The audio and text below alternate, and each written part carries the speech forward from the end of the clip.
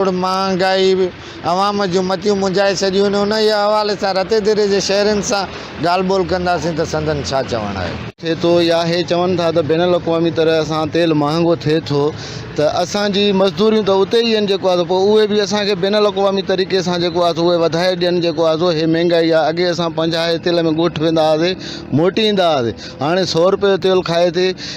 रुगो तेल जो मसइलो आहे, उन सां हर शइ महांगी थी वञे। रुपए वारी शइ आहे उहा 2 रुपया थी वई आहे, 2 रुपए वारी जेको आहे 10 रुपया थी वई आहे। को पुछण वारो कोन्हे को इन्हनि खां। गिहु अॻे जेको आहे 160 रुपये मिलंदो हो किलो, हाणे 350 रुपया किलो गिहु थो मिले। वञ दाल वठणु, दाल जेको आहे 200 रुपया 250 रुपया किलो लॻी पिया। छोला जेको वठि त उहो ग़रीब माण्हू काॾे वञे जेको आहे सो। हिननि हुकुमरान मां असां अज़ाब मां फासी आहियूं।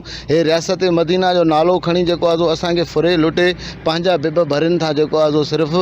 ऐं असांजे अवाम जी का बि हिनखे ॻणती कान्हे का, को बि न आहे जेके हवालु कंदो हुयो त जेको आहे सो असां जेको आहे सो हीअं कंदासीं। ग़रीब जी मज़दूरीअ जेके ग़रीब बुख थो मरे, हिन जे हूंदे त ग़रीब वेतर बुख ख़ुदकुशियूं था कनि जेको आहे बचा बुख ते आहिनि। जेको वफ़ाक़ी हुकूमत अवाम जे मथां पेट्रोल जो बम किरायो आहे इहो सरासर ज़ुल्म आहे। ऐं असां वफ़ाक़ी हुकूमत खां मुतालबो कयूं था त फिलफौर इहो फ़ैसिलो वापसि वरितो वञे, न त अवाम जेका महांगाई जी पिसियल आहे इहा रोडनि ते निकिरी आई त तव्हांजे असेंबलियुनि जूं दीवारूं हिलाए छॾींदा।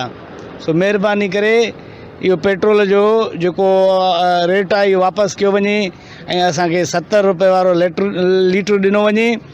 जेको उहो कंटेनर ते बीह करे इमरान ख़ान चवंदो हुयो त पेट्रोल महांगो थींदो त वज़ीर आज़म चोर आहे, बिजली महांगी थींदी वज़ीर आज़म चोर आहे, महांगाई थींदी वज़ीर आज़म चोर आहे।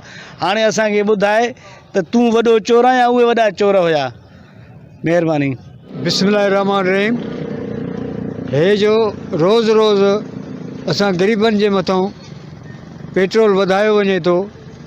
चंद साल पहिरें हे जेको असांजो पेट्रोल हुयो लीटर 70 रुपए मिलंदो हुयो, हाणे वरी जेको आहे 140 रुपया थी वियो आहे, माना डबल थी वियो।